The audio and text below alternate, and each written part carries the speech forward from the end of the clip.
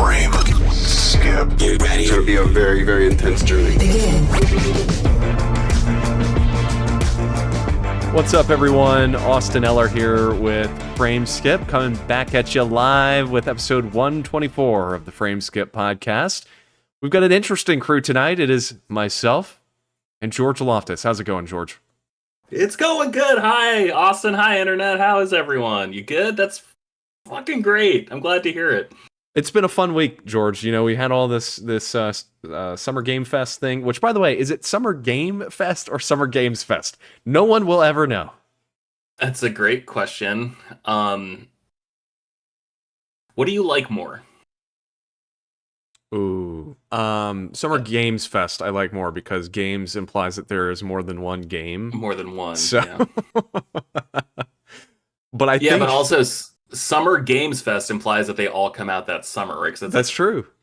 It's celebrating that, whereas Summer Game Fest, I feel like that's just celebrating game. In the summer game. Not a single game, just Jingle. the abstract idea of game. Yeah, game. But yeah, it's been a fun week. We had just a multitude of showcases, so that's going to be certainly our main topic here, this show.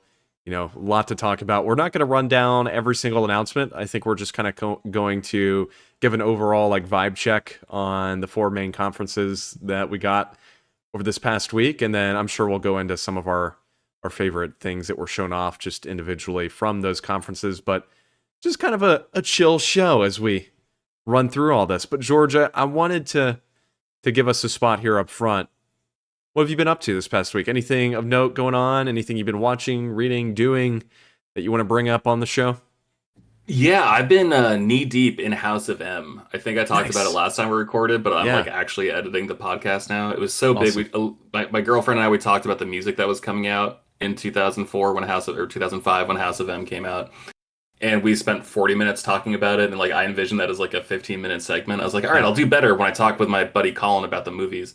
I was like, that'll be a 15-minute segment. And then that was an hour, and I'm like, shit. So it's gonna be a big episode. Yeah. And that's before even talking about the book. So I've just been editing and doing that. And you know when you're a kid and you don't have a lot of video games, so you spend a lot of time replaying the same video game? Yes.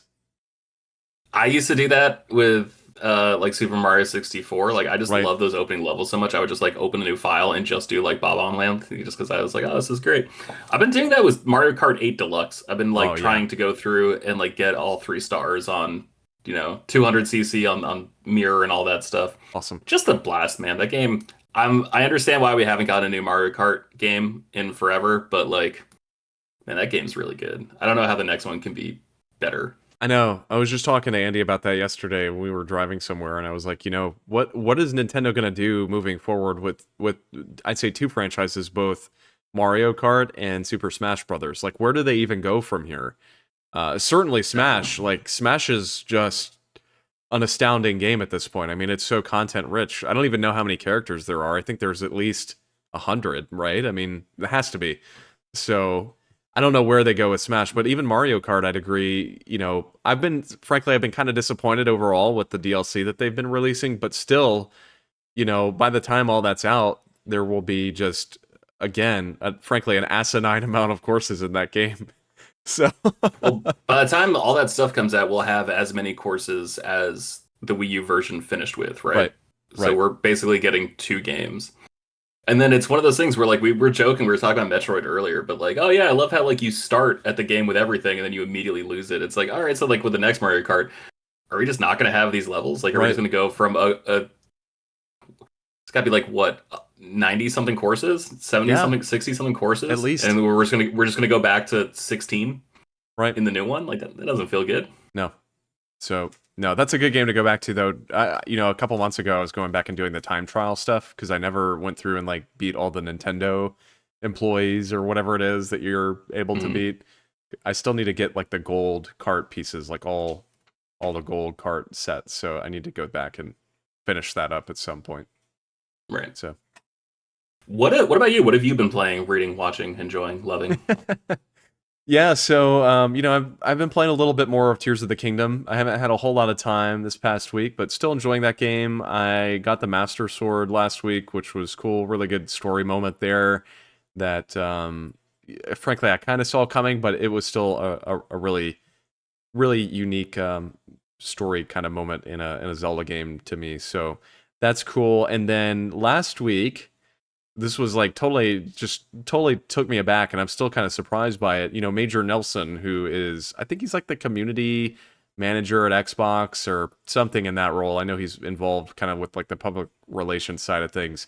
He does these giveaways every Friday on his Twitter account, and just by chance, I mean, I've followed this guy for years and entered in many of his Friday giveaways, and somehow of the like thousands of people that entered last week, I won a copy of Diablo 4 and Super Mega Baseball 4, which honestly I didn't know a whole lot about, but I just, before I hit Diablo, I messed around some with Super Mega Baseball 4. That game is really good.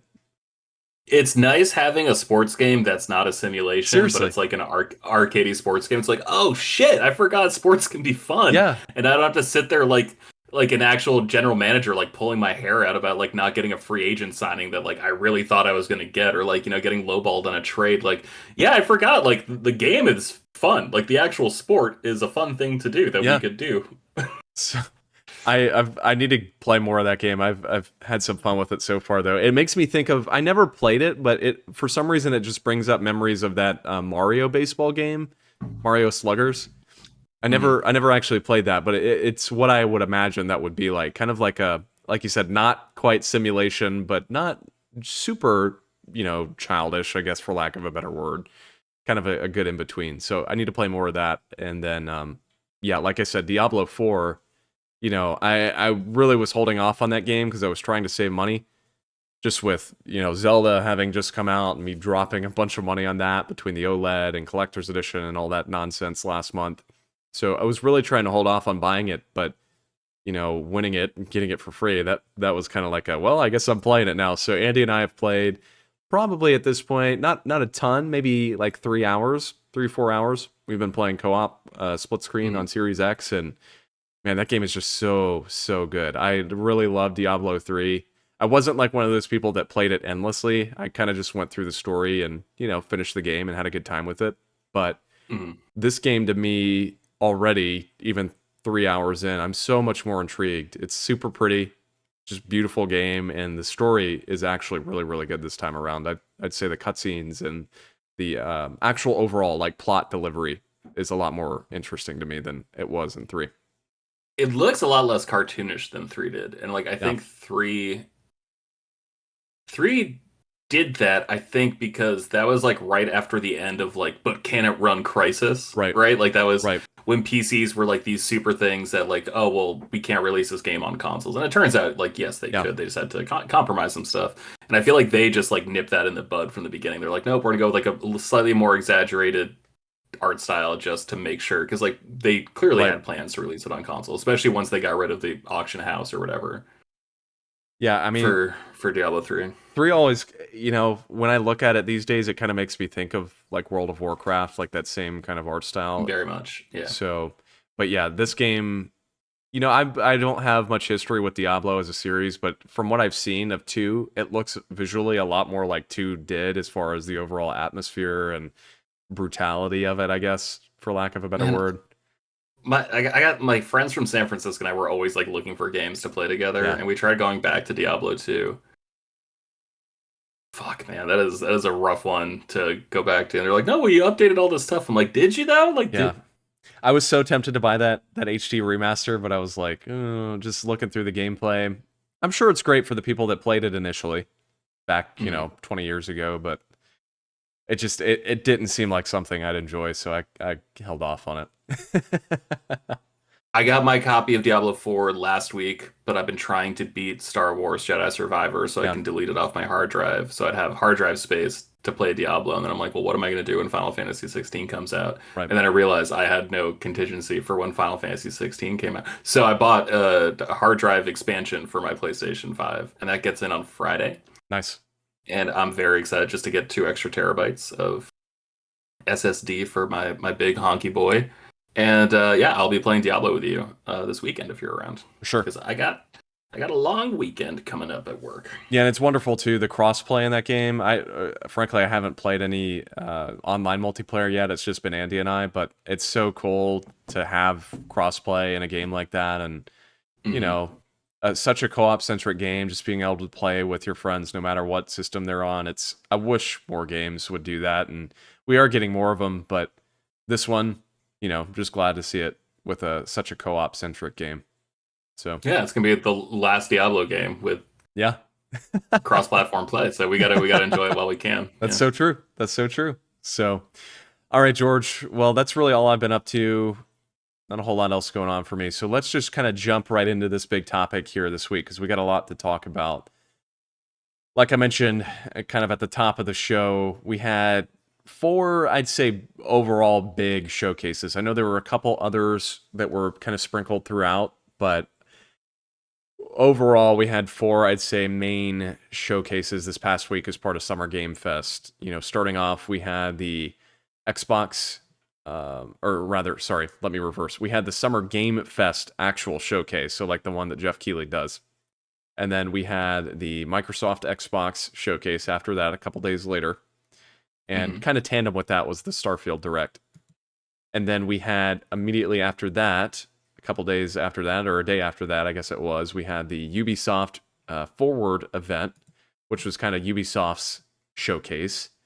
And then to wrap it all up, we had the Capcom showcase. So those are going to be the big ones we're going to be talking about on this episode of the show. Like I said, I know there are a couple others, but these are the main ones we're going to focus on. So I want to start off here. We're just going to go kind of in order by chronology here. The Summer Game Fest event, again, that's the one with Jeff Keighley. That was kind of a catch-all showcase. Not any one particular developer that or publisher or anything of that note that was showing up here. It was just kind of like a, hey, come one, come all. And I think it was about 2 hours long. I thought it was a pretty decent, a little too meaty for me, to be honest. Yeah, it's tough because at this point I don't know what's different about this than the Game Awards. I really don't. I understand they honor people, but they also honored the bigger games by having people from these studios come out and talk. So fundamentally it's the same show, right? Right. I don't disagree. I thought just kind of again an immediate reaction, kind of overall thought on the showcase for me. I thought it was fine. I mean, frankly, I saw a lot of people online saying man, this is one of the best showcases we've had in years. This might be the best thing Jeff has done in years. And I don't know if I'd really agree with that. No. I thought that there were some good games. I mean, don't get me wrong. There was a lot of good stuff shown off, but there wasn't anything that totally surprised me, I guess.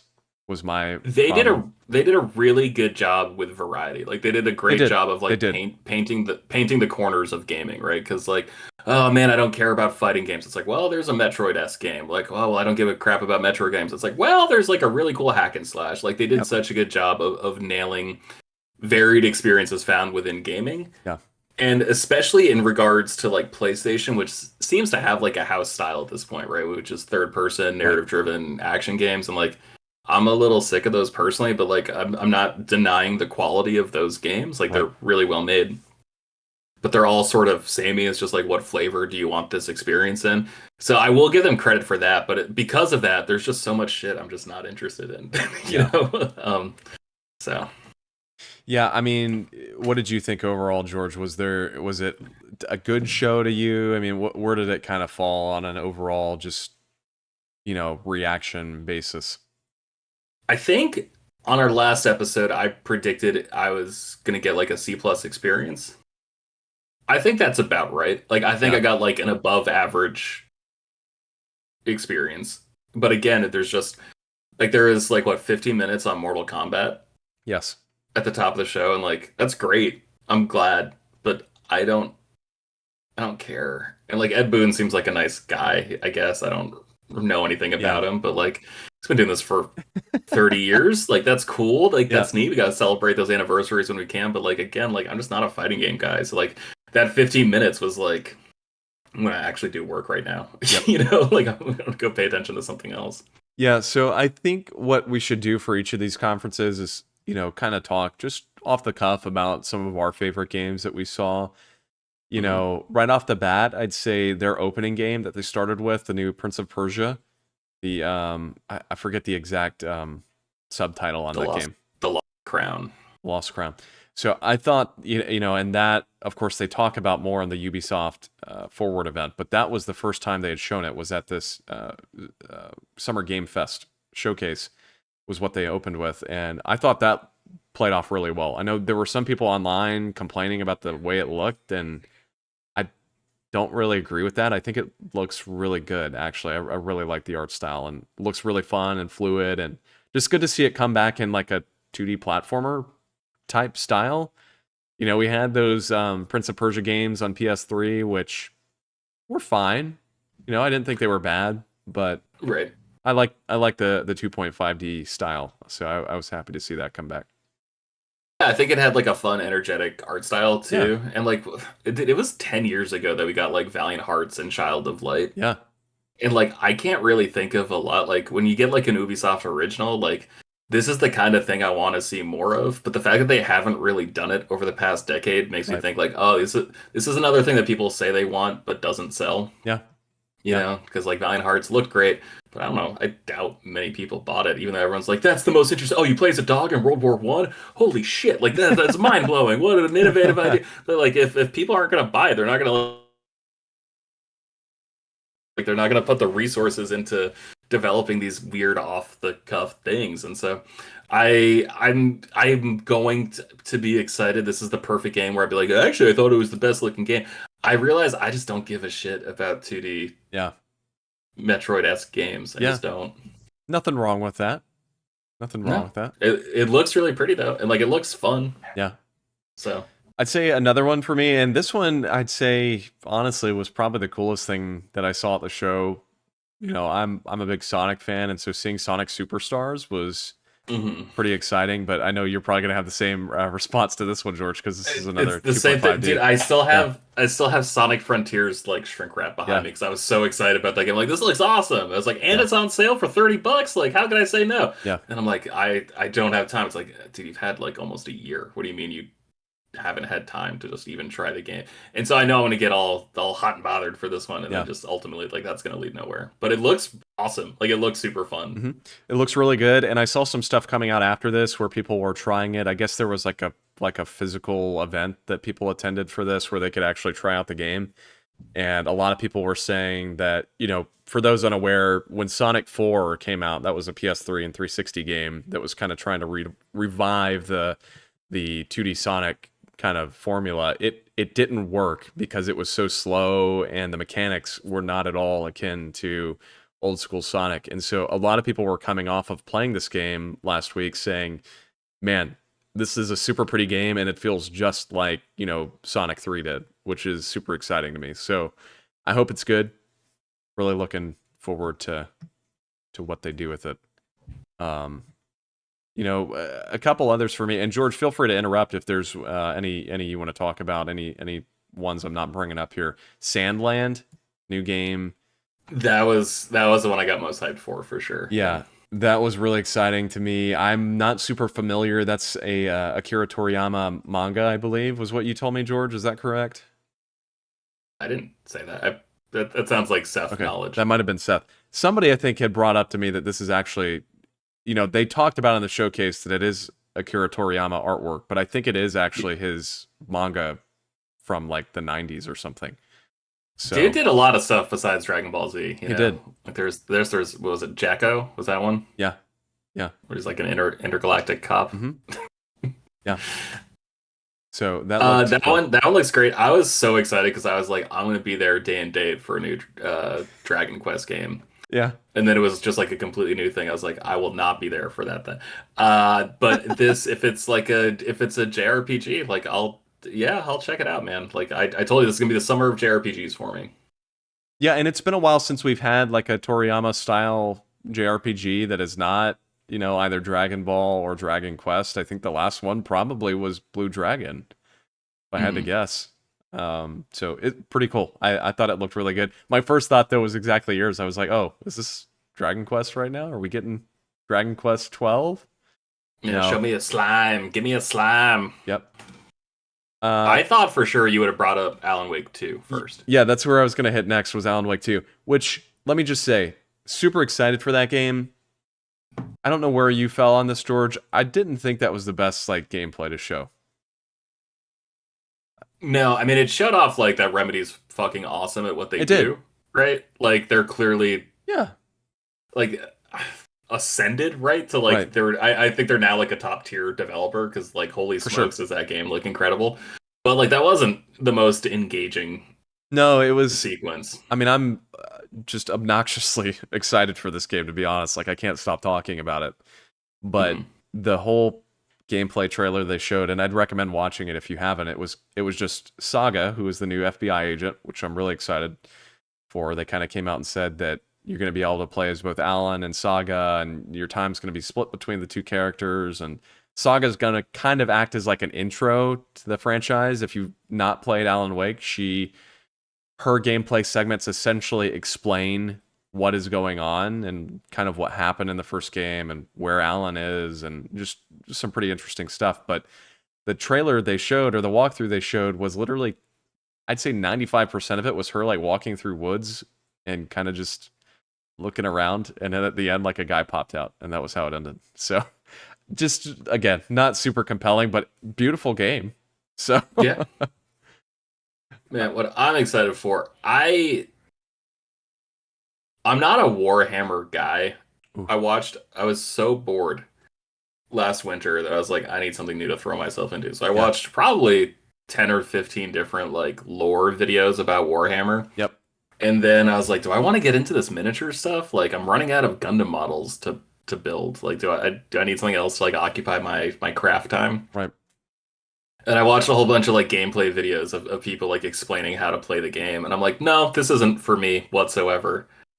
But goddamn, are the video games fun, Austin? I am really looking forward to this one. I know. Space Marine 2 looks so good, and they confirmed it's 3-player co-op, and so I'm definitely interested in that. That's a bummer, to be honest. Yeah, I know. What's with like just bring back 4-player? Where's the 4-player? That, and like with Destiny having like 3-player fire teams, it's like, bro, like I've been conditioned for the last 15 years to like have 3 other friends I'm like close to so we can jump into a game. Right. Like your now, friend like, group is based around the 4-player cap. I mean, pretty much, yeah. And then like fuck, like with raids you gotta have 6 people. It's like great now. That makes sense because it's 2 different fire teams, I guess.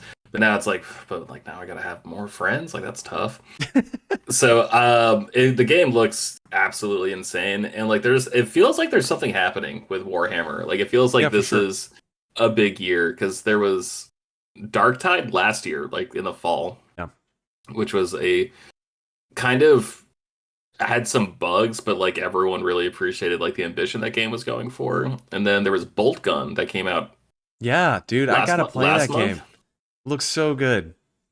And now there's this, and like I feel like we're not that far away from like another Vermintide game. And like the Vermintide 2 that I played, I probably put like 10 hours. Like that game's fucking awesome. Like that game's just Left 4 Dead with fantasy stuff. Like that game's like it's super fun. I cannot recommend that game enough. And it's usually on sale, and you can get like all the DLC for $10. Like it's a great deal. So it's having a bit of a moment here, Warhammer 40K. Good for you. I hate how toxic your fucking fan base is, but besides that, like that's you're doing great. Yeah. Anything else, George, that really stuck out to you? Anything that you were really excited for? There's a couple more things I want to talk about really quickly. It was cool seeing John Carpenter's name listed for something, and then I was really bummed that it was like I forgot this was a video game conference. I know. I know he's a big gamer, so I do appreciate that. Like, I actually think he's legitimately involved, but I'm like, man, I kind of just want another John Carpenter movie with like another John Carpenter score while we can. Baldur's Gate, that's like low key the reason I bought a gaming PC was for 3 when that game finally comes out. So we got some more on that. I think it's so weird. I think it's so weird to have a Spider-Man press conference in the Sony thing and then have the release date and something else. I think that was such a strange moment. Okay, so they had literally a week before the whole hour-long showcase, and they ended with 15 minutes of Spider-Man 2 and didn't release the release date. And then they randomly show up here and they're like, oh, by the way, guys, this is when it's coming out. By the way, here's a picture of Venom. See you later. Yeah, for fuck's sake. Why couldn't they have shown that the week before? I don't know. And let's see, besides that, like, the only things that really stand out to me, Like a Dragon Gaiden, like, I don't know the Yakuza series that well. I've tried to play Kiwami, and I just, like, I got stuck on the first boss. I could not beat up the bouncer. I, like, couldn't figure it out. I did it, like, 6 times in a row, and I'm like, all right, this game is just not clicking with me. Everything about it's awesome, except my enjoyment of it. But, like, something about this game, like, just looked like a Japanese Michael Mann product, and I'm like, okay, that seems kind of cool. Yeah. The not Call of Duty, the Mines of Moria thing, like the Lord of the Rings spinoff, which I like shouldn't be getting into because like I basically play that game right now. It's Deep Rock Galactic, but something about like the license makes it feel less lame, even though it's probably more lame. Right. Call of Duty, like them announcing that like another game is coming out this year, but we're going to talk about season 4 instead. It's like, all right, I don't know about that. No, that was strange. Let's see, Marvel Snap. That dude came out and was like such a douchebag, but in such like a such like an enjoyable way. I think I tweeted that as like this man is just cocaine on legs because like he just had like such an energy about him. Yeah. And like those are the biggest things. If like I don't think anything happened at the end, did there? Like was there anything like a big finale for? Well, the big finale, it didn't really matter to either of us. We're missing the guy that would be super excited about it, but was Final Fantasy VII Rebirth. And I thought it looked good, but I don't really have much of a history with Final Fantasy VII. What is this game? Like, this isn't part 2 of the remake. Okay. Right? It is part 2 of the remake. So it is. I guess let me reverse because I forgot they also announced that mobile game or talked about that mobile game, which is like a compilation. It's like, because of course we had Final Fantasy VII, we had Crisis Core, and then kind of in between those we had like Advent Children and Dirge of Cerberus and these other weird spin-offs. So that mobile game is going to like combine all those essentially and like kind of simplify it all so that people can catch up quickly on where Final Fantasy VII's at, which is nice. Cool, I guess, yeah. But the Rebirth, the PS5 game, is the sequel to Final Fantasy VII Remake. So it's part 2 of Final Fantasy VII Remake. You know what, though? They wouldn't have to make so many recaps if they just made their games less fucking confusing. Have you ever thought about that, Ubisoft? Well... not Ubisoft, sorry. Ever thought about that, Square? Well, they certainly didn't help that with the end of the Final Fantasy VII Remake, which I'm not going to spoil for people who haven't played it. I haven't even played it, but I just looked it up because I just wanted to know what happened. And it sounds like it's more confusing than ever, George. So sure does. Yeah, there is a Star Trek game called Star Trek Infinite. Besides that, I think it's an RTS game that like I might fuck around with that. I love real-time strategy games a lot. Yeah. So, but yeah, again, C+. Yeah, like, I think I'd agree with that. They covered a lot of corners, but I didn't care about a lot of them. So I agree. I thought it was fine. I didn't think it was bad. Thought there was a good bit shown off and some stuff I was interested in, but I didn't particularly love the showcase either. So yeah, also we're going off a list from Rock Paper Shotgun. So if anything was out of order besides that Star Trek thing, that was on me. Blame them, but also don't say anything because that's a weird thing. Yeah, to just don't tell them. Just don't tell them. Yeah. You ready to move on to Microsoft? Yes, let's hit up Microsoft next. All right, let's talk about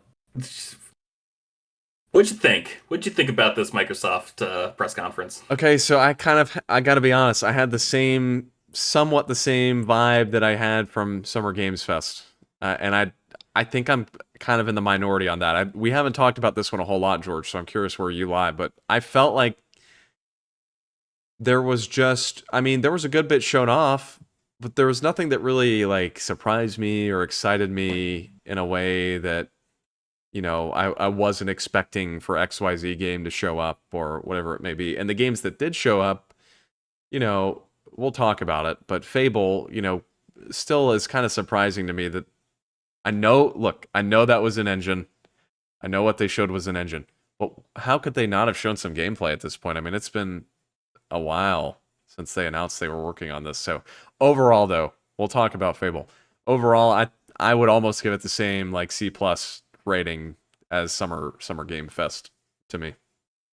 Would too, but not even for that reason. Like, I think the Fable thing you're talking about is like a microcosm of my entire feelings about it. Where it's like, dude, like you guys have been criticized for 2 years plus about just like not releasing games, and like so many of these games are not coming out this year. Yep. And like some of these games don't even have gameplay. Like like we don't know what Fable looks like. No, you know, not at like all. You announced it 3 years ago, 4 years ago. Yeah, it's been a minute. Yep. And then like South of Midnight, I'm like, yeah, that's beautiful vibes, but like, what is the game? Mm-hmm. Or like, oh, it's Southern Gothic horror. Like that sounds sick. Yeah, sign me up. I loved True Detective Season 1 so much. But like, what is it? What? Can you show me what it is? Like, besides just like how I'm supposed to feel thinking about it? Because like those are two different things. I feel like I'm suddenly having the same issue, you know, and I know we're all on that same boat where none of us are fans of like CGI trailers coming out, and you know, it's just hard to judge a game based off a CGI trailer. We know nothing about what the game is like. Mm-hmm. And I feel like I'm starting to have that same issue now. We really didn't get these too often until recently, but now we're getting a lot of these in-engine. You know, they say it's gameplay, which I know it is. It's probably cutscenes within the game, but cutscenes don't portray what the game is like either. So it's just it's a big mess.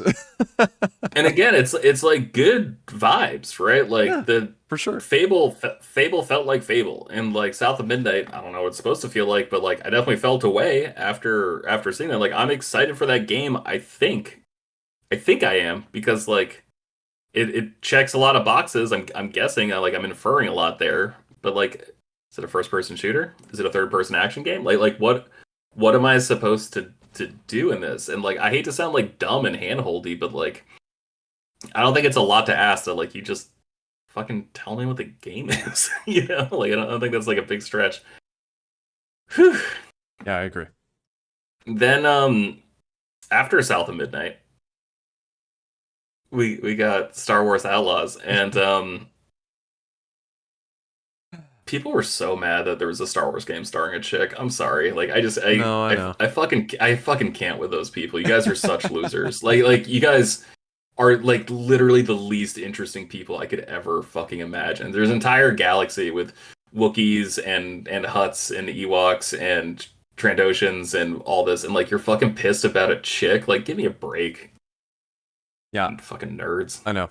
Yeah, and I mean, I will say this: I thought that the CG trailer that we got here for that was very generic, but we can talk about it now if we want to, or hold it till later. I thought the gameplay that was shown off was a lot better. Yeah, so, let's hold it. Yeah. Also, I think it's so funny that like Sony bet big on like the Knights of the Old Republic remake, and like I doubt that game ever comes out, to be completely honest. And then Microsoft bet big on this game, and like there's a lot of people down on it for not just that it was like a female protagonist. I will acknowledge those people. Yeah. But like, just, man, yeah, you should probably bet on the studio with like the proven track record. But like, hey, Sony, have fun with Knights of the Old Republic and Eclipse. Those two games are definitely coming out. Star Wars Eclipse, my most anticipated game of 2045. Maybe. Maybe. That's right. So did you care for 33 Immortals when that was announced? Dude, no, and you know what I immediately thought was like, wow, this looks like Hades if they tried to put 33 people for some reason very specifically in this game. But, you know, it could be fun, but I don't know. The idea of like a 33-person co-op game, I don't know how I feel about that. So. What about Payday? You excited about Payday? You know... Me neither. It's okay. We can move on. I know you really just want to talk about Persona 3. Thank you. People are mad, and you are a Persona fan. Can you explain why people are mad about the Persona 3 Reload announcement? So... a lot of people are... Okay, so this is a long story. So Persona 3, they're technically, currently, There are 3 versions of Persona 3. There was Persona 3, just flat out released on PS2. PlayStation. Oh, that's a place. I thought it was a PlayStation 1 game. That was PS2. It was PS2. Damn. They then released Persona 3 FES or FES, which was essentially like the Persona 4 Golden or Persona 5 Royal edition of the game. So those games, for those unfamiliar with Persona, they typically add like an extra, I'd say 20 to 30 hours toward the end of the game. So, you know, they typically add 20 to 30 hours extra toward the end of the game. All right. So it's like the game is still complete.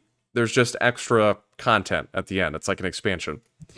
That's what FES is. Okay. And then on top of that, there was a PSP port of Persona 3 called Persona 3 Portable. That's the one that just came out, the HD version of that released on all the modern systems and Switch along with Golden. And that game added some extra stuff too.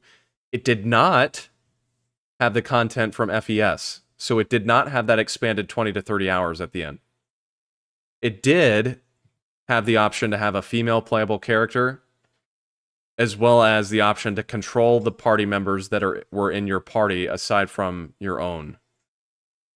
So in Persona 3 on PS2, you could only control your own character. You could not, go into a battle with your other 3 characters and say, hey, do this attack, do that attack, use a magic, whatever it may be. So the reason I'm explaining all that, though, is what they have come out and said, which there's been a little bit of confusion. This version, Persona 3 Reload, is only going to have the content from the original Persona 3. So you had those 2 versions that came after, FES and Portable, that each had stuff added. The content from those games reportedly will not be in Reload, which is, frankly, kind of an odd choice. What they have come out and said, though, is that the Persona 3 Reload is still going to have some of the main story additions from FES. I don't think it's going to have anything whatsoever from Portable, though. So it's a whole long conversation, but that's the reason why people are upset, is because potentially some cut content, which, I mean, I do kind of agree with. I think it's kind of frustrating. We had this extra 20 to 30 hours at the end of FES, and it's just kind of getting forgotten. I think it is kind of a strange choice, but I'm not super mad about it or anything. But you know what else they said too? Is that this game is coming out this year. Is it this year? Right. Isn't it this fall? I think it's early next year. It's January. But that's damn it. However, there is Has any game announced? There is a game in the same franchise coming out this fall, Persona 5 Tactica. Tactica, that's right. Okay. Which is, I confuse my Persona games. Yeah, that comes out in November, and that's like the almost Fire Emblem style Persona 5 spinoff, which I am also very excited for that. I think that looks really, really good. Sick. All right. I don't know why I really thought we were gonna get Avowed this year. I did. I thought it was time for Avowed. You know, what did you think about the trailer? Because I've seen so many people that are like, this looks nothing like it did when we first saw it. And they're right. I agree. They're right, I agree. But I don't think it looks bad. I think it almost looks more like stilted and like less... It's weird because like we got Fallout 3 and then we got Fallout 3 New Vegas, right? Yes. And that was pretty much just like a carbon copy. And then we got Fallout 4 and then we got Outer Worlds. And like Outer Worlds was basically space Fallout 4, all due respect. Yeah. But it was like limited in scope, and like I thought that's why they made it in like kind of a tight turnaround, right? Because like they did that, and then they did that weird bug game, right? Oh, or like Onward? Shrunken? Is that what that game is called? Onward? Maybe it's called Onward. Or something like that. But like they were just like turning games out. I'm like, oh, that's good. Like they're making smaller scale games. And because of that, they're able to like just produce more games, which like I think is probably more important. I'd rather have like 3 mediocre to good games in 10 years than just like wait 10 years for one great game. I know that's probably not a popular opinion, but like I'm a big volume shooter guy. I think that stuff's cool. Like when my point guards jack up a lot of threes. And like I did think it looked different, but like something about that bothered me this time, where like it didn't look like the same style and like the same vibes as the first trailer. That said, this is going to be a day one purchase for me, so or download, I guess, on Game Pass. Grounded is the game I was you were talking about, George, the one that they made, which I still haven't played. But yeah, I mean, I thought it looked good. I didn't really have any issues with the way it looked. That being said, I mean, yeah, clearly it looks drastically different than what they initially showed, but I'm excited to play it. Wish it was this year, but at the same time, I kind of get why it's not with Starfield coming out. So it was probably a smart decision to kind of separate it. Yeah, probably, but also it was like such a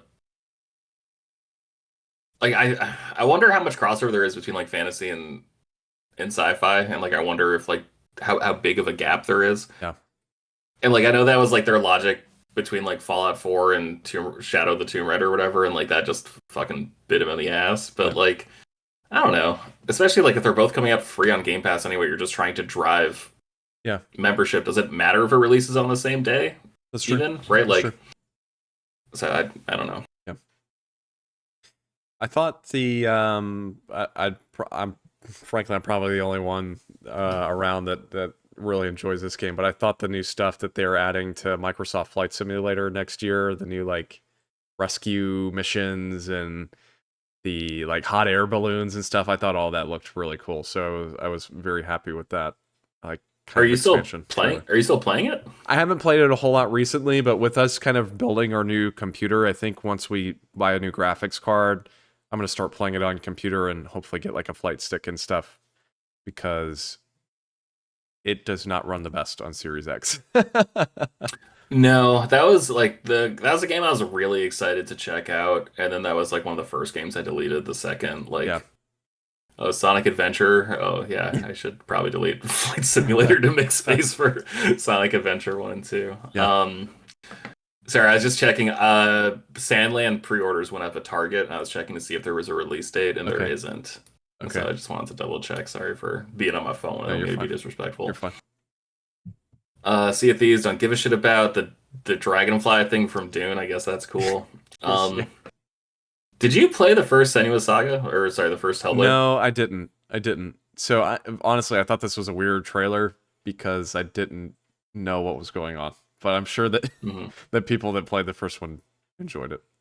Pretty game though. Yeah. So.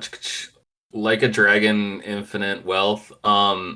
At this point, do you think Microsoft is courting Japanese developers, like an association there for Japanese consumers, or for American, not American, but like Western consumers? You know, I think it's for Western consumers because still Microsoft systems, Xbox systems do not sell well whatsoever in Japan, even with all these games releasing.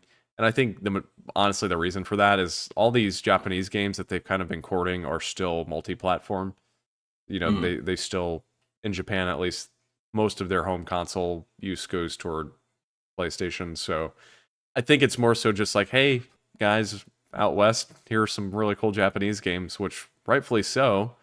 You know, I think this game looks good, which this is technically what was Yakuza, but what is now Like a Dragon 8. So this is the next like mainline Like a Dragon game. But I had that same issue, George. You were talking about the other one earlier.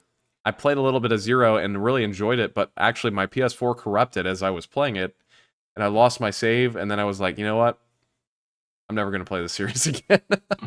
So it's too long. Like, there are too many games to get into. I think there are at least like 10 at this point. So between the main and the spinoffs. But I was going to say, you know, we were talking about the Japanese kind of connection here. One of the next games they showed off, the Kunitsugami Path of the Goddess, the new kind of almost like Devil May Cry-esque looking game from Capcom. I thought it was a grasshopper game at first. Yeah, to be honest. Dude, that game looks wonderful. I really hope it's good. It looks awesome. Probably one of my favorite things that was announced at the showcase. Yeah, it looked great. Just the character design is really cool on that. Forza Motorsport, that game's coming out this year. Good. I love Forza, but I'm kind of great. burned out, to be honest. I like usually buy the Elder Scrolls Online expansions when they're on sale. I haven't for like the past 2. Yeah. I never played that game. This isn't how I want this series, you know? Yeah. No, I agree. Just don't want. And Overwatch 2, they announced, like, I thought the single player content was canceled for Overwatch 2. Dude, I was so confused by that, and I haven't researched it yet.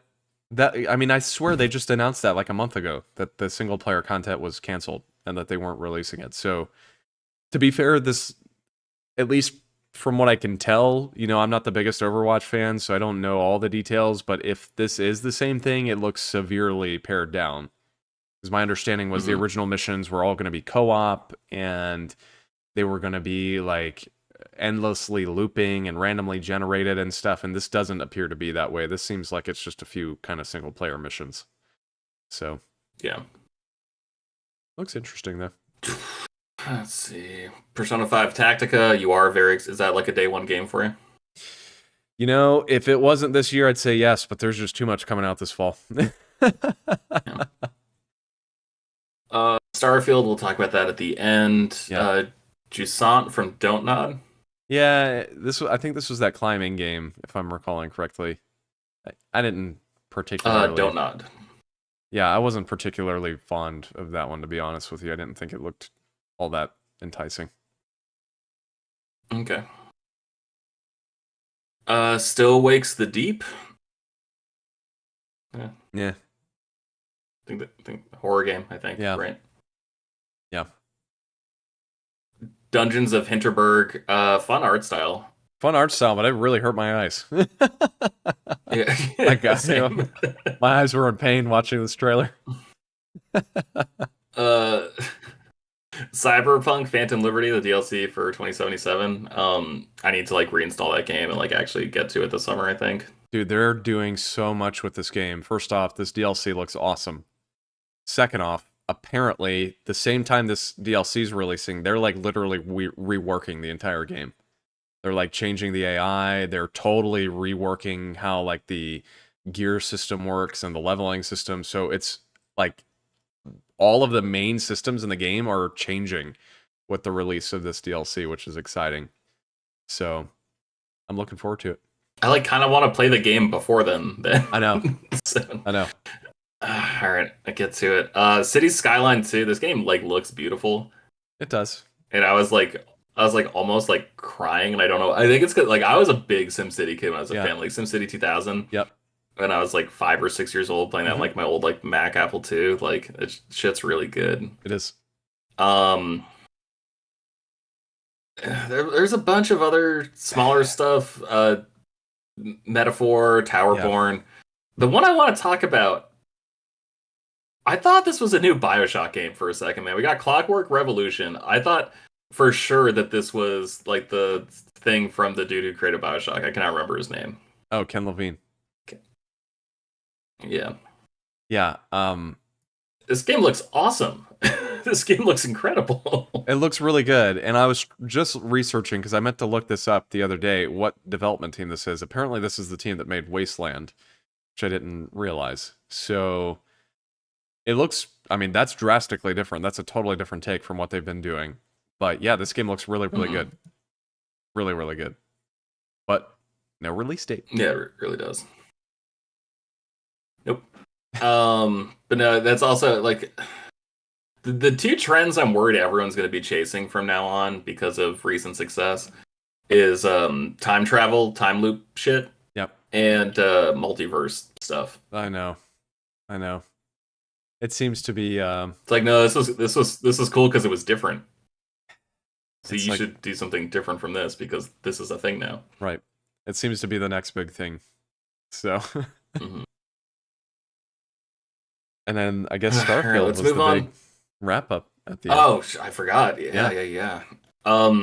Is this the greatest game ever made in the history of video games? Because according to this direct, it really felt like it.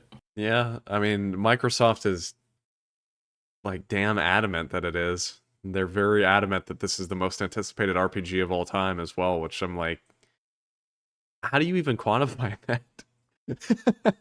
I I agree. I agree with that. Like after seeing that direct, I am Yeah. extremely anticipating this game. But it's also I feel like it's so bad because I'm like I just want to see how like Bethesda broken it is. You know, like seeing all these promises and like this really does feel like Fallout 4-esque where like they just had like so much to show because they were so ready. You know. Mm-hmm. Yeah. Because that game was coming out that year. And so like because like this was such a comprehensive like end of show like into the direct like I don't know man like they what if they stick the landing? Like what if they actually did it? I really hope they do, man. You know, I feel like the last time they did was with Skyrim when that came out. I mean, that's been 12 years at this point. You know, Fallout 4 was fine, but it was not like a revolution like Skyrim was. So I really do hope that this game comes out and is excellent. I mean, we were kind of talking the other day. I still think it looks great. There's just something about the way the animation is in Starfield that doesn't, I don't know, it doesn't fully click with me yet, but I'm hoping that when it actually comes out and is playable, you know, it's something I'll dive into. And we're now joined, by the way, by the one and only Seth Slakehouse. Dude, what do you think about Starfield? I don't know. I think it looks like Skyrim in space. Is what I think it looks like. I'm really like when I don't know how much you guys have already said about it, but not much. When I saw the gameplay of it, I was like, this looks like just about how good you can make Skyrim look with a bunch of mods. And I knew it was going to kind of be that way in the back of my mind because I've said it for a long time that they're using the same engine they've used forever, and you still can't climb ladders for some reason. So yeah, I'm trying. This is my theory. Bethesda got away with it at the tail end of 2011 in a different era, and they didn't really get away with it with Fallout 3, and they definitely didn't get away with it with Fallout 76. You mean Fallout 4 and 76? Yeah.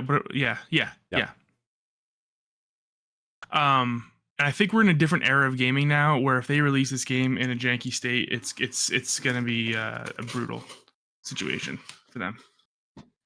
Yeah, but I'm hoping I'm wrong, and I'm hoping I can enjoy it. That's what George and I give very No Man's Sky vibes from it, and I don't like that. I wish I had a little more direction with where they're going with the story. George and I were just saying before you joined, Seth, that we at least I'll say for myself, I really do hope they stick the landing with this. I mean, I know everybody's excited for it. I really do hope, even though, frankly, I'm not. Don't get me wrong, I'm excited for it. It's not my most anticipated game ever, as I'm sure it is for a lot of people. But I really do. I want them to succeed after what happened with Fallout 4 and with 76. You know, it would be awesome to see Bethesda kind of rejuvenated and come back to that Skyrim era excitement. So I hope it's good. I'm still looking forward to playing it though. Yeah. Did we already talk about Star Wars? Not yet. Oh, okay. No. Okay, great. Anything else you want to say on Starfield, George?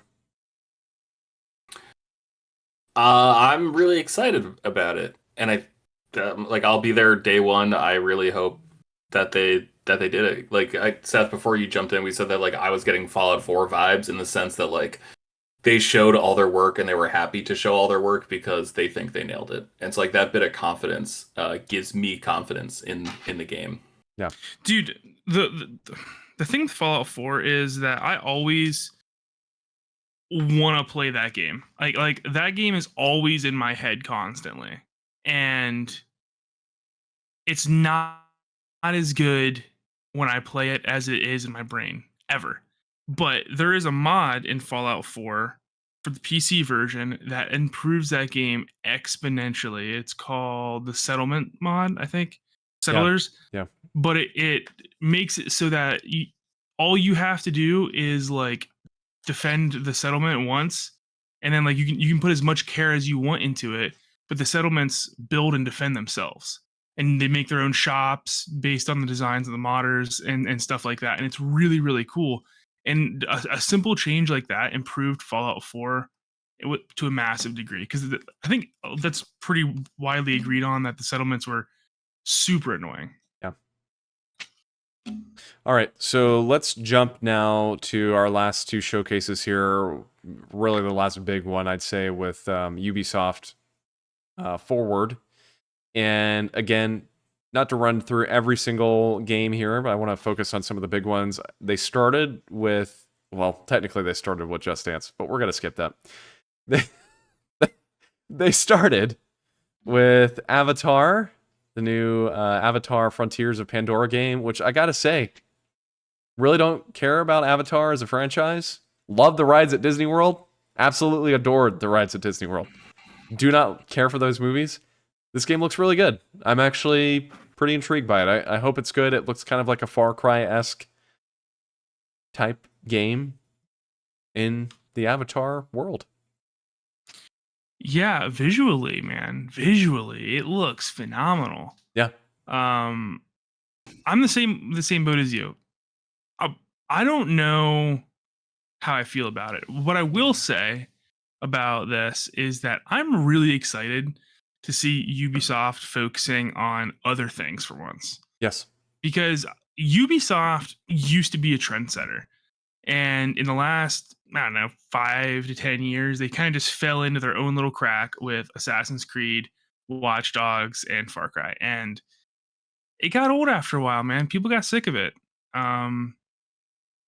And they took a step back and made like a really cool RPG with Assassin's Creed. And then they went back to their old habit of just like, we're going to release this every single year until you're sick of it again. Yep. And they're like, well, we're gonna go back again to like the basics. And I'm just like, all right, why don't we just forget about Assassin's Creed for a little bit, right? And I think this is a really cool switch up to they're essentially keeping the same gameplay formula, same gameplay loop, it seems like, but they're sticking to maybe two different tentpole franchises that aren't their own, which I like to see that. I like to see Ubisoft being a little more creative. All right, so George, what did you think about this game? I was so mad when I saw Avatar 2 in theaters. It's not only because it was like an expensive IMAX ticket, but it was also 3 hours long, and that movie fucking sucked. Like, I don't understand how everyone's just like, what? Like, he did it again. I'm like, no, he didn't, man. This is like, I liked the first one. This one just kind of sucked for 3 hours. Like, oh, this movie's bad, but at least it's also long. I was excited about this, but it's also like, I just don't care about the world. And like, at this point, like, I know they only got funding because it was attached to like, you know, the biggest film property or whatever of the past like 15 years. But like, would I prefer it if it was like an original move, like original game? Maybe. Like, I don't know. Like, it's just, it looks, it's games as a service, right? Like, that's the vibes everyone got. Oh, I didn't get that. Yeah, I hate that. It seemed more like Far Cry to me, but I could be wrong. Maybe it is like games as a service. What makes you think that, George? Just so like a giant world like that, and isn't Supermassive, or are they like lending development help on that? That's true. Supermassive and like games as a service. Well, didn't they do Division? I thought Supermassive was like the It's Aren't they like the Bastion people in Transistor? Not Supermassive. I know. Supergiant. Yeah. Is it? Oh god, I don't even know. That's Supergiant. Supermassive is Ubisoft. It's massive. Game developers, get some original names. It's sick of it. Massive apparently is the name of the close enough. Dude, I'm watching this trailer again. There's no way. This game is too good looking. I almost, and like, Ubisoft's not really known for releasing messes. Yeah. But like, this game looks too good. I don't know if it's gonna actually look like this. No, I agree. All right. Because like that first shot of them riding through like the field on the not horse thing is like insane looking. Yeah. So they showed a few games immediately after this, and I'm gonna be honest. Okay, so we already talked about Prince of Persia earlier. So I don't feel like we necessarily need to revisit that. Can I say something about that? Yeah, go ahead, Seth. Hey, listen, you made a new Prince of Persia in 2008, and it was the best game you ever freaking made, and you left it on a cliffhanger, and I'm not over it. And The cell sometimes shaded? sometimes I think about emailing the writer of that game, being like, "Can you please give me closure? Like, what was the next part going to be? I would really appreciate it because I've been thinking about this since I was a teenager." and I'm a little frustrated that they're rebooting it again. You know, like, chill out. That's all I got to say about that. 2008 was a good game. It was phenomenal. Yeah. It was great. And then, I mean, it wasn't really Prince of Persia. Like, they completely took the gameplay and like got rid of it and just end the story, but whatever. Okay, so I'm going to kind of fly through these. Stop me if you want to talk about these, but I don't think these are necessarily of interest to any of us. X-Defiant, for some reason, came back. I thought that game like straight up died last year. Like, what happened with that? So that's back for some reason. They showed off a new Assassin's Creed mobile game. They showed off a new Division mobile game. No, it's not even that. Wait, hold on. With that Assassin's Creed, they showed off like a really pretty looking game. They're just like, oh fuck, this looks pretty. And then at the end, it showed like the fucking Google Play Store and like the App Store logo, and it's just like, God damn it! The one in China, you know, the China/Japan Assassin's Creed that everyone's wanted, is freaking mobile game. Why? Unbelievable. Yeah. They showed more Skull and Bones for some reason, which still shocks me that game is still a thing. Dude, you gotta pull the plug, man. Like at some point, you gotta pull it. That's got to be like a leech, right? Like in Ubisoft. I mean, that's got to be just an absolute money drain. I think at this point, they're probably so committed that they're like, if we pull out now and we lose all this investment, like, we're fucked. I mean, it's been what, 10 years since that thing got announced? Black Flag, it got announced after, so bad luck. Does anybody care about the new Crew game? I'll be honest, I wasn't a big fan of the first two, so it didn't really interest me. No, my interest in driving games died with Drive Club, to be honest. So. Yeah. All right, so let's hit kind of the big thing that we all want to talk about here, the new Star Wars game. We briefly mentioned it earlier, Star Wars Outlaws. We had that CG trailer at the Xbox conference, but this was the conference where we actually got the full-on gameplay reveal for this game. So, George, what did you think of Star Wars Outlaws? This game looks fucking great. Like, I think this game is doing everything I think I want in a Star Wars game. It's ironic that like the worst part of the game looks like the shooting, where it just doesn't look like the guns have like any kind of like real weight to them. But like the sequence we saw where it was like her having a shootout at some like cantina mechanics thing, whatever, and then hopping on a swoop bike and then like, you know, darting across the landscape and then getting to a ship and then taking off, then going into a dogfight. Like, yeah, man, that's what I think I want in a Star Wars game. The fact that it was like a real takeoff that went from like the surface into space.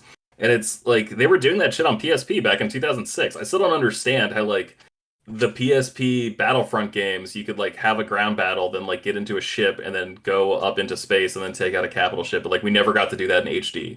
Like that just isn't something we can do on modern consoles. And so the fact that like this game looks so like comprehensive in terms of like what makes Star Wars cool from like every aspect, I am so excited for this game. Seth, what about you? I started off really negative on it. Yeah. And I'm cooling off on that a little bit. The more I think about it, the more I'm separated from it. I'm watching the trailer again. I have a few main issues with the game and what they've shown off. The first one being that I can't put my finger on it, but it doesn't feel like Star Wars to me. And what I was thinking in the car, because I had a lot of time to think on the car ride to Gettysburg today, was that to me, it feels like an AI created a Star Wars game. Because it's got, I'm watching the gameplay trailer again, in the first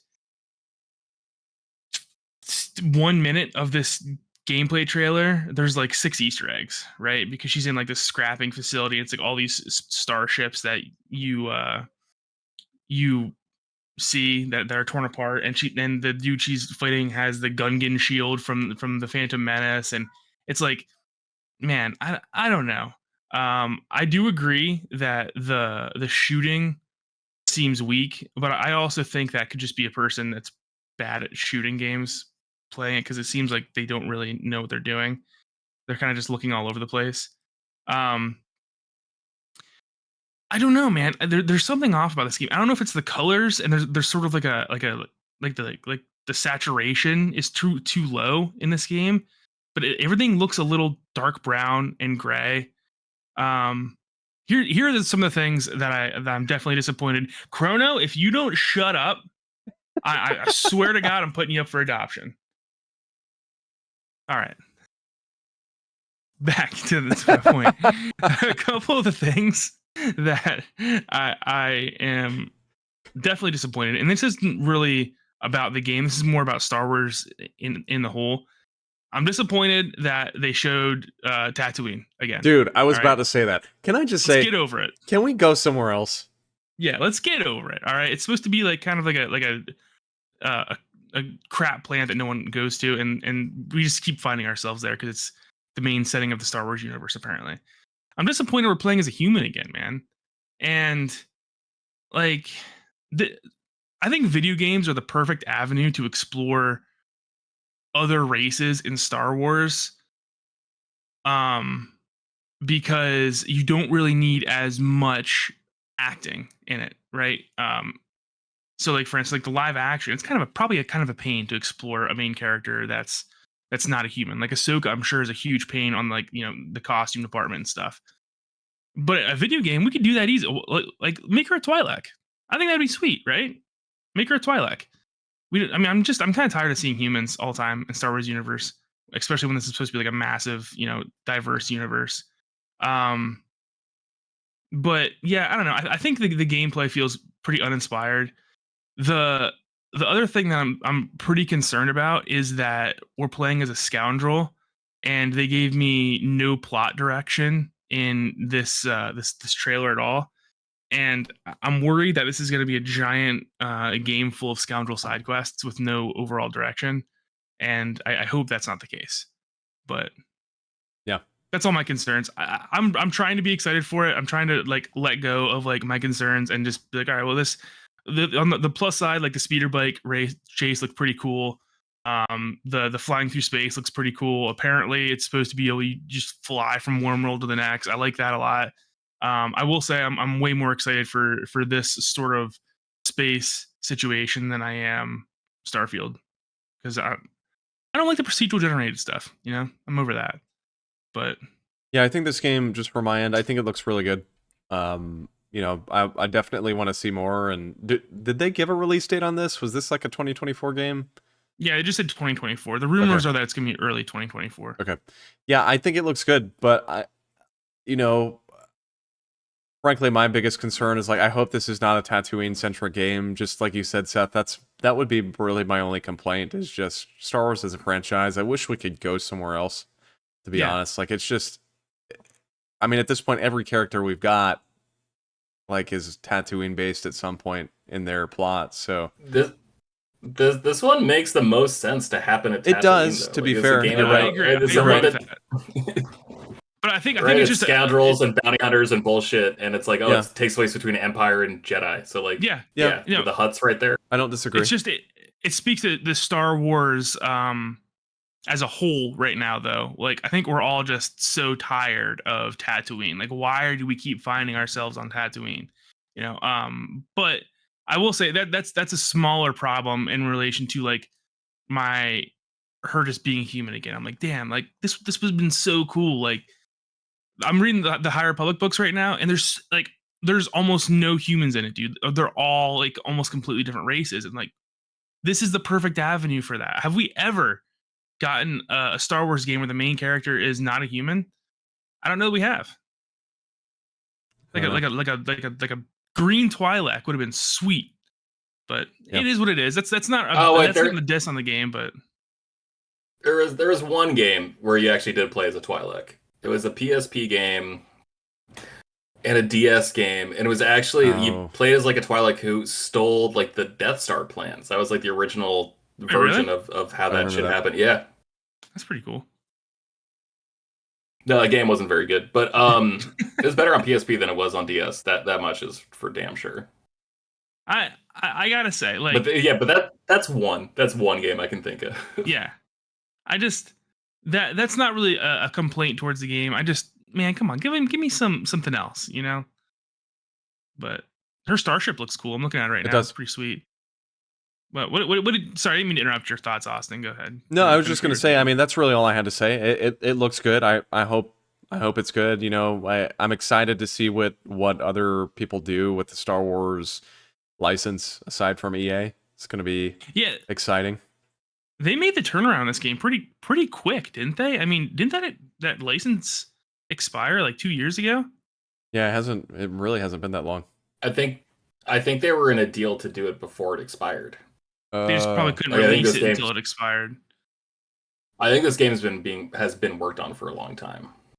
Okay. The space sections, I will say, look pretty sweet. Yep. So, yeah, like this where she's flying through like the decayed remains of the ships. It looks pretty cool. So, yeah, that's all I gotta say about that. I mean, we'll see next year, I guess, how good the plot is in it. So, guys, that's kind of a wrap on the Ubisoft showcase. And then just kind of a smaller one to end off on here. This technically was a showcase. Not a whole lot shown, but the Capcom event, there were a few things. Feel free to stop me or point out anything you guys were excited for. I'd say for me, the most exciting thing was the second part of the Ace Attorney trilogy that they're finally porting over to all modern systems. That is Ace Attorney 4, 5, and 6. And up to now, 5 and 6 were only digital-only games on the 3DS. So with the eShop now closed, it'll be good to have those on other systems. And then we got a couple other things. We had some gameplay from Dragon's Dogma 2. Some info on Pragmata, which I still think looks really cool, but they were like, here's this trailer. By the way, it's delayed until we don't know when. So I thought that was kind of strange. Love to see it. Yeah. And then we got a little bit more on that Kunitsugami Path of the Goddess game, which, again, like I said earlier, looks awesome. So anything you guys saw at the Capcom showcase you guys want to talk about? Not really. Yeah. I feel like they could have just stayed quiet this year. They could have. They got enough going on.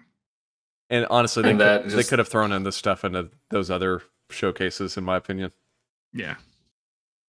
Happy about the Ace Attorney stuff, just for like preservation sakes, like archival purposes, right? Like, I don't know, like I spent so much money on the 3DS eShop before it closed, and like I'll feel really fucking dumb if all those games, like, you know, the Professor Layton crossover with Ace Attorney, like if all that stuff gets packaged, but like that's good that it gets packaged. I won't, like, I'll feel dumb for spending all that money, but like that is a net positive thing, just to like have this game exist as opposed to just like dying on like a grape on the vine, you know, like.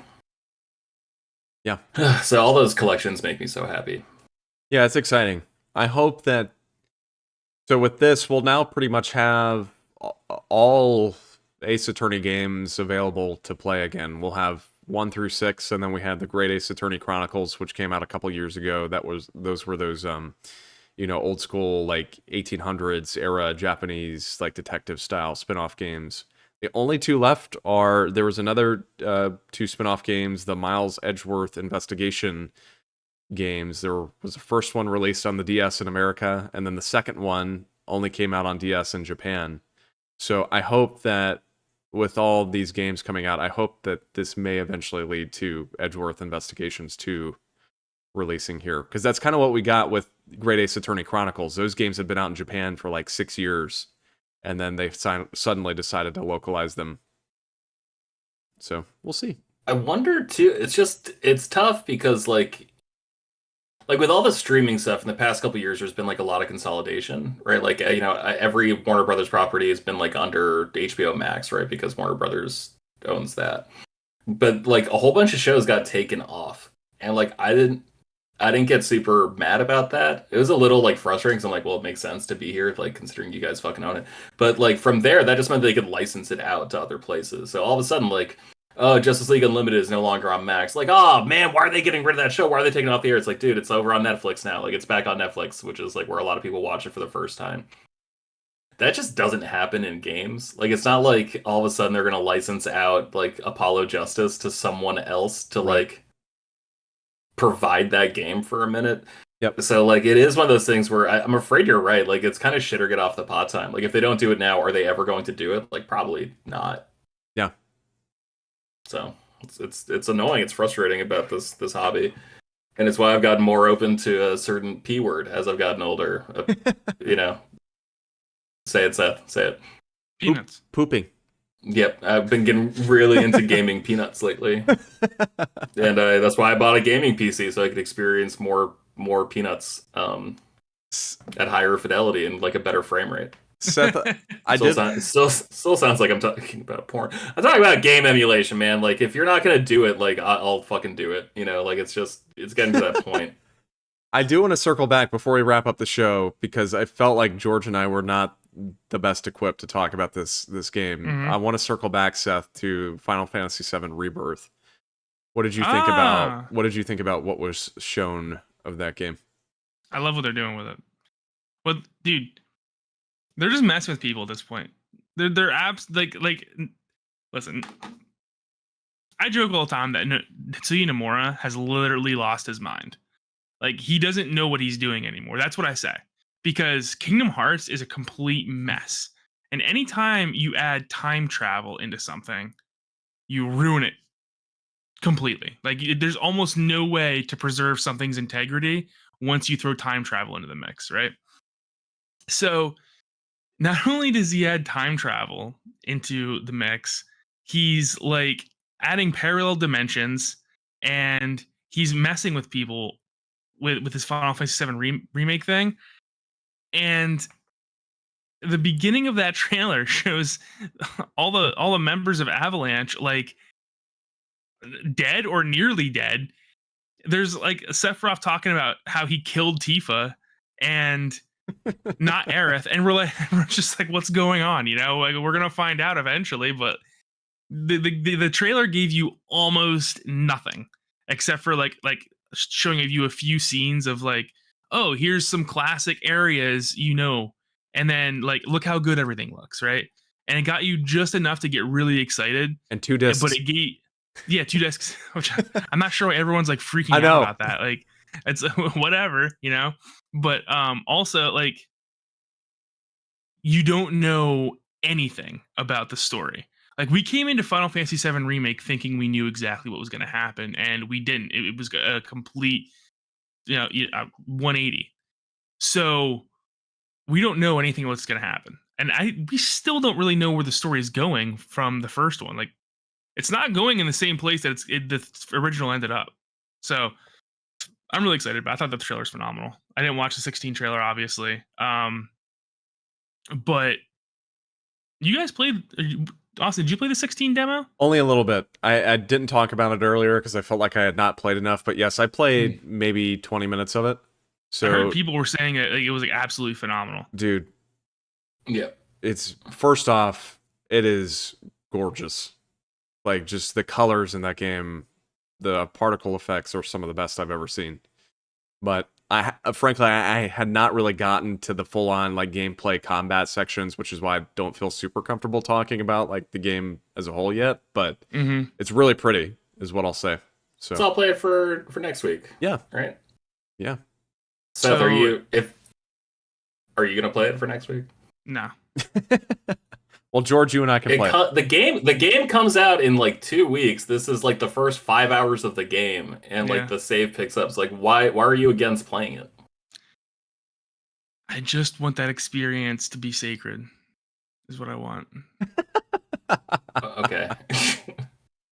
So one thing I did want to pick up on, and Austin, I'm sure you talked about this already, was the Metaphor Fantasio. You know, we Fantasio. We didn't talk about it, so that's a good reconvene. That was in the Xbox showcase, and that was I think it's the next game from the Persona 5 director, if I'm correct. Yeah. So this was the Atlas fantasy game that was being teased forever.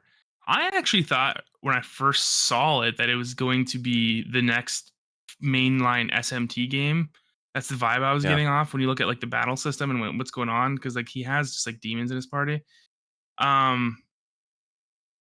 But this trailer is like so schizophrenic and like it doesn't make any sense, which I guess kind of works for like an SMT game. But I'm with you that I thought this game, it looks like it's running awful. And I don't know if that's just the way the trailer is cut So or yeah, what it the is. cinematics, like the CG scenes, the in engine where they're close up on the characters' faces and what appear to be cutscenes, I thought those looked fine.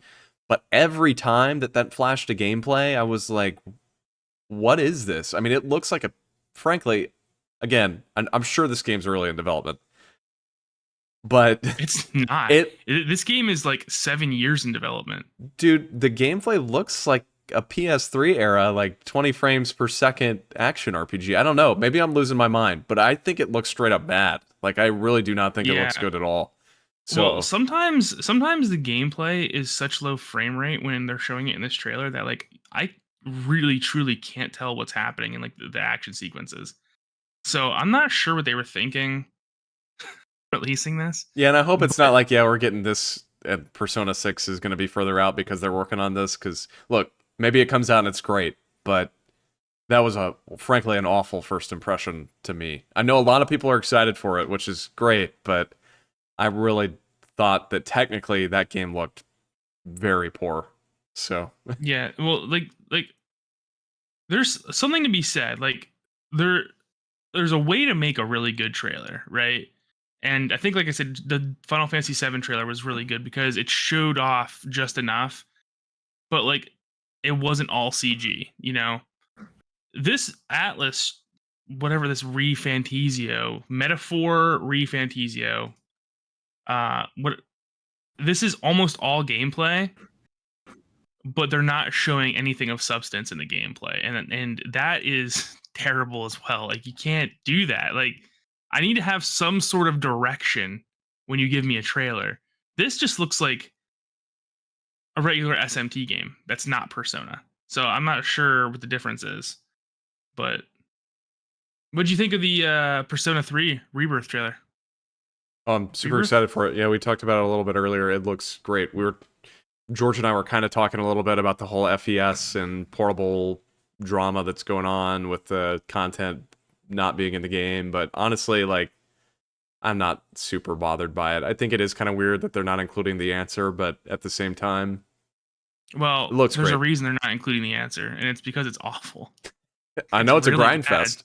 Yeah, it's a grind fest, and like the plot that's in the answer is terrible. So like there's a reason they're not including it. But also they're including the FES stuff, almost everything that's not the female protagonist. Yes. And the reason they're doing that, I think, is because the female protagonist isn't a canon thing. They just added that in for an extra like little fun thing for the PSP version. Mm-hmm. I don't know.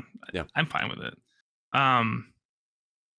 But I thought it was gonna look better. I thought graphically it looks a little worse than Persona 5. I'm fine with it. Like I'm really excited that we're getting Persona 3 again because it's my favorite Persona. Yeah.